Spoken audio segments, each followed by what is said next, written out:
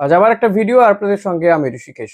East Bengal এখন খাদের কিনারে নয়, চ্যাম্পিয়নশিপের কিনারে দাঁড়িয়ে রয়েছে। হ্যাঁ, গত বছরও আমরা এরকমই আলোচনা করতাম যে খাদের কিনারে দাঁড়িয়ে রয়েছে ইস্ট বেঙ্গল, হয়তো এবার রেলিগেট হয়ে যাবে, রেলিগেশন থাকলে তো নিঘাত আইএসএল থেকে বেরিয়ে যেত ইস্ট বেঙ্গল। এরকম বহুবারই হয়েছে, 9 নম্বর 10 নম্বরে শেষ করেছে ইস্ট বেঙ্গল। কিন্তু গত 1.5 বছরে অস্কার ব্রুজো সেই টিমটাকে যেভাবে তৈরি করেছে, আজকে তারা চ্যাম্পিয়নশিপের লড়াইয়ে শুধু নয়, চ্যাম্পিয়নশিপের দোরগোড়ায়।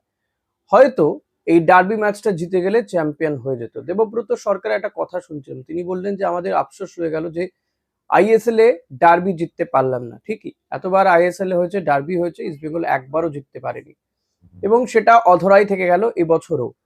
তবে হ্যাঁ, শিয়ানে শিয়ানে টক্কর হয়েছে, প্রচুর লড়াই হয়েছে, প্রচুর গোল মিসও করেছে দুটো দল। না হলে হয়তো ইস্টবেঙ্গল যে গোলগুলো মিস করেছে সেগুলো দিতে পারলে ইস্টবেঙ্গল চ্যাম্পিয়ন কালকেই হয়ে যেত। এই যুব ভারতী ক্রীড়াঙ্গনেই কিন্তু চ্যাম্পিয়ন লেখাটা হয়ে যেতে পারত। এডমন্ড 85 মিনিটের মাথায় যে গোলটা করেছে, তারপরে যে সেলিব্রেশন করেছে, সেটা থেকে মনে হচ্ছিল ইস্টবেঙ্গল বোধহয় চ্যাম্পিয়নই হয়ে গেল। কিন্তু না, তখনও খেলা অনেকটা বাকি ছিল, সেটা জেসন কামিন্স প্রমাণ করলেন। এই যে শেষ মুহূর্তে এসে তীরে এসে তড়িডোবা ইস্টবেঙ্গলের, এটা কিন্তু একটা রোগ। কেরালা ব্লাস্টার্স ম্যাচেও দেখা গিয়েছে, এগিয়ে থেকে এভাবে ড্র করা, নিঃসন্দেহে আমার মনে হয় অস্কারকে এটা নিয়ে হোমওয়ার্কটা আরো বেশি করে করা উচিত ছিল। শেষ মুহূর্তে যখন বিপিন আর পাচ্ছে না, তখন বিপিনকে তুলে নেওয়াটা খুব দরকার ছিল। সেই জায়গায় আমার মনে হয় যে লালচুং লুঙ্গাকে নামিয়ে দিলে বেটার করতো। তাতে লালচুং লুঙ্গার ডিফেন্স কোয়ালিটি তো সবাই জানি আমরা ভালো, এবং শেষ 5-10 মিনিট নিঃসন্দেহে ও এই টিমটাকে ভরসা দিতে পারতো ডিফেন্সে, কারণ সেই সময় ডিফেন্সটা আরো শক্ত করার প্রয়োজন ছিল। আর বিপিন যেখানে পাচ্ছিল না, বিপিন তো ম্যাচের শেষে অসুস্থ হয়ে পড়ে ডিহাইড্রেশনে। তাকে আমরা দেখলাম যে স্ট্রেচারে করে তুলে নিয়ে যাওয়া হলো অ্যাম্বুলেন্সে করে। এবং এই স্ট্রেচার ধরলেন মোহাম্মদ রশিদ, যে কিনা গতকালের ম্যাচে ক্যাপ্টেনও ছিল। তো এটা একটা টিম স্পিরিট, যে কতটা হাই থাকলে এই ধরনের কাজ করতে পারে এবং কতটা হাই থাকলে একজন প্লেয়ার একজন সতীর্থর জন্য এই কাজটা করতে পারে, সেটা বোঝা যায়। তো রশিদকে এই জন্য সত্যিই বাহবা দিতেই হয়। এই রশিদই বলে গেলেন যেটা বাড়তি একটা মোটিভেশন ফাইনাল ম্যাচ খেলতে নামার আগে। ঠিকই, ফাইনাল ম্যাচ 21 তারিখে ফাইনাল ম্যাচ হবে, আর একটা নয়, তিনটে ফাইনাল ম্যাচ হবে, কারণ এখন আর কোনো একজন দাবিদার থাকলো না এবারের আইএসএল চ্যাম্পিয়ন হওয়ার। এই মুহূর্তে দাঁড়িয়ে লিগ টেবিলের যা পরিস্থিতি, তাতে ইস্টবেঙ্গল, মোহনবাগান এবং পাঞ্জাব এফসি বা মুম্বাই সিটি এফসি, তাদের মধ্যে কেউ চ্যাম্পিয়ন হতে পারে, যে কেউ চ্যাম্পিয়ন হতে পারে। ইকুয়েশন অনেকগুলো রয়েছে। যদি ইস্টবেঙ্গল ড্র করে, যদি মোহনবাগান জিতে যায়, তাহলে মোহনবাগান চ্যাম্পিয়ন হবে। আবার যদি দুটো দলই হেরে যায়, আবার ওদিক থেকে মুম্বাই বা পাঞ্জাব জিতে যায়, তাহলে সেদিককার কোনো টিম চ্যাম্পিয়ন হয়ে যাবে। বা দুটো দলই যদি ড্র করে, ওদিকে যদি পাঞ্জাব বা মুম্বাই জিতে যায়।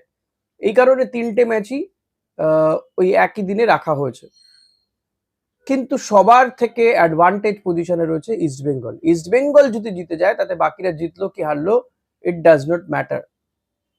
কারণ ইস্টবেঙ্গল 23 পয়েন্টে দাঁড়িয়ে রয়েছে।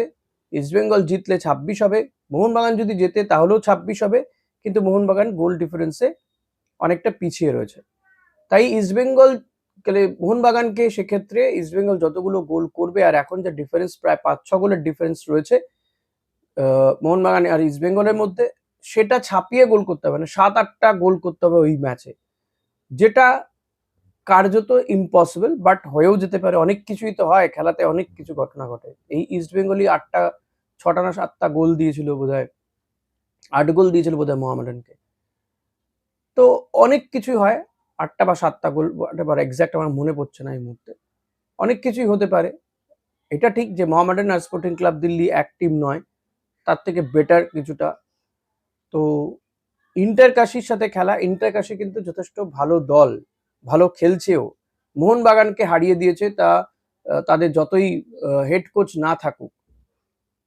মোহনবাগান ম্যাচে 48 ঘন্টা আগে হাবাস তিনি সরে দাঁড়ান। অভিজিৎ মন্ডল তিনি এখন কোচিং করাচ্ছেন। অভিজিৎ মন্ডল আবার প্রাক্তন ইস্টবেঙ্গলি। ফলত এই বিষয়গুলো অস্কারকে মনে রাখতে হবে। আর বিপিনকে নিয়ে আমার মনে হয় না প্রশ্ন আছে, বিপিন হয়তো খেলবে। ডিহাইড্রেশনের একটা সমস্যা হয়েছিল, এই 1-2 দিনে সেটা কেটে যাবে, কোনো প্রশ্ন নেই। এডমুন্ড লালডিন্ডিকা শেষ মুহূর্তে ওই কাজটা না করে, ইয়েলো কার্ড দেখে রেড কার্ড না দেখাটা উচিত ছিল। আমার মনে হয় এটা অ্যাপিল করলে হয়তো এই রেড কার্ডটা উঠে যেতে পারে। তো সেক্ষেত্রে এডমুন্ডকে পাওয়া যাবে। অন্যদিকে মোহনবাগান তারা আবার জেসন কামিন্সকে নাও পেতে পারে। জেসন কামিন্স মাঠ চলেছেন ক্র্যাচে ভর দিয়ে। কামিন্স কিন্তু স্পোর্টিং ক্লাব বা 21 তারিখের ম্যাচটা কিন্তু অনিশ্চিত কার্যত এটা বলা যেতে পারে। এখন দেখা যাক এই দুদিনে, এবং কামিন্সের মতন বড় মাপের ফুটবলার হয়তো বাড়তি মোটিভেশন নিয়ে তারা নেমেও পড়তে পারেন। ইস্ট বেঙ্গলের কিন্তু চ্যাম্পিয়নশিপের অনেকটা কাছে দাঁড়িয়ে রয়েছে। অস্কার বুজো জায়গায় টিমটাকে নিয়ে এসছে। গতকাল এই ম্যাচে গোলের পরে যে সেলিব্রেশন আমরা দেখেছি, এই চ্যাম্পিয়ন হলে কিন্তু সেলিব্রেশনটা অন্যরকম হবে। তাই আমি অস্কার বা ইস্ট বেঙ্গল ফুটবলারদের কাছে অনুরোধ করব যে ম্যাচে গোল দিয়ে সেলিব্রেশন আর করবেন না, একেবারে চ্যাম্পিয়ন হয়ে সেলিব্রেশন করুন। আমি কিন্তু সেটারই অপেক্ষায় রয়েছি। তো প্লিজ গোল দিয়ে সেলিব্রেশন করে তারপরে গোলটা হজম করে যাওয়াটা কোনো বুদ্ধিমানের কাজ নয়। ম্যাচে অনেক ভুল ভ্রান্তি আছে, বিপিনকে নিয়ে বলতে পারি, অ্যান্টনকে নিয়ে বলতে পারি, তবে অ্যান্টন অন্যান্য দিনের তুলনায় গতকালের ম্যাচটা কিন্তু বেটার খেলেছে, গোল পেয়েও যেতে পারতো, ভাগ্য যদি সাথ দিত আর নিজে যদি একটু প্রত্যুৎপন্ন হতো। বিশাল কায়েতকে একা পেয়ে গিয়ে বলটা গোলে মারতে পারলো না, সেটা গোল হতে পারতো। বিপিন যদি ওখানে একটু স্বার্থপর না হয়ে যদি পাসটা দিত অ্যান্টনকে, গোল হতে পারতো। এরকম বহু সুযোগ পেয়েছিল ইস্টবেঙ্গল, গোল হওয়ার মতন জায়গাতে ছিল, বাট হয়নি। কিন্তু যা হয়নি ভুলে যেতে হবে। এখন ইস্টবেঙ্গলকে এই যে দুটো দিন 18, 19, 20 এই 3 দিনের মধ্যে কিন্তু ইন্টার কাশিকে মেপে ফেলতে হবে এবং তাদের ম্যাচে প্রথম থেকেই অ্যাটাকে নামতে হবে। সেখানে মিগুয়েলকে এবং ইউসুফ ইজাজারি, দরকার পড়লে এডমুন্ডকে খেলিয়ে অ্যাটাক করে গোল করতে হবে, এবং মাথায় রাখতে হবে গোলটাও যেন সুরক্ষিত থাকে।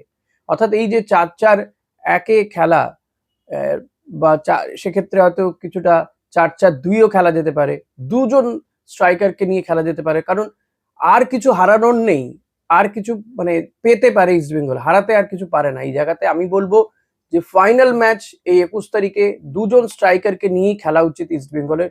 সেক্ষেত্রে যদি মনে হয় অ্যান্টনকে রেখে ডেভিডকে খেলানো, বা যদি এডমন্ডের উপর থেকে ব্যান উঠে যায়, সেক্ষেত্রে দরকার পড়লে অন্তত প্রথম দিনের জন্য হলো জবি জাস্টিন বলছি, মানে আমাদের যে প্লেয়ারটি রয়েছে জেসিন টিকে, ভুলেই গেছি প্লেয়ারটির নাম, জেসিন টিকেও যদি খেলিয়ে দেওয়া যায়, আমার মনে হয় সেটাও বেটার হবে। তো জানি না আমি মানে এক্ষেত্রে কি করবেন অস্কার, দুজন ফরেন স্ট্রাইকারকে নিয়েও খেলতে পারেন। আমি বলছি ফার্স্ট হাফেই যেন জয়টা নিশ্চিত করে ফেলতে পারে ইস্ট বেঙ্গল, অন্তত দুটো গোল ইন্টারকাশিকে যদি দুটো গোল দিয়ে দিতে পারে ফার্স্ট হাফে, সেকেন্ড হাফটা কিন্তু অনেক রিল্যাক্সে খেলতে পারবে ইস্ট বেঙ্গল, সেক্ষেত্রে অনেক কিছু অপশন হাতে থাকবে। সো আই ফিল কি ইস্ট বেঙ্গলের একদম অ্যাটাকে যাওয়া উচিত ইন্টারকাশি ম্যাচটা প্রথম থেকে।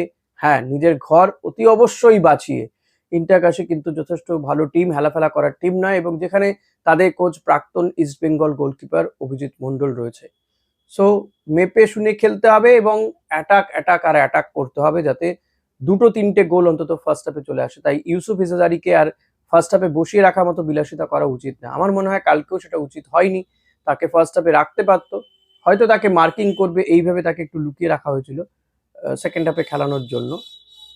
বাট স্টিল আমি বলবো ডার্বির মতন ম্যাচে ইউসুফ ইজাজারিকে খেলানো উচিত ছিল ফার্স্ট হাফেই।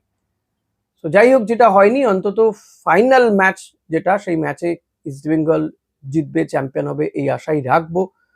আর সৌভিক চক্রবর্তী, তার তো সে হয়তো ফিরবে, সাউলকে আর পাওয়া যাবে না, কিন্তু মাঝমাঠে সাউলের অভাবও কিন্তু ডার্বি ম্যাচে বোঝা গিয়েছে যথেষ্টই।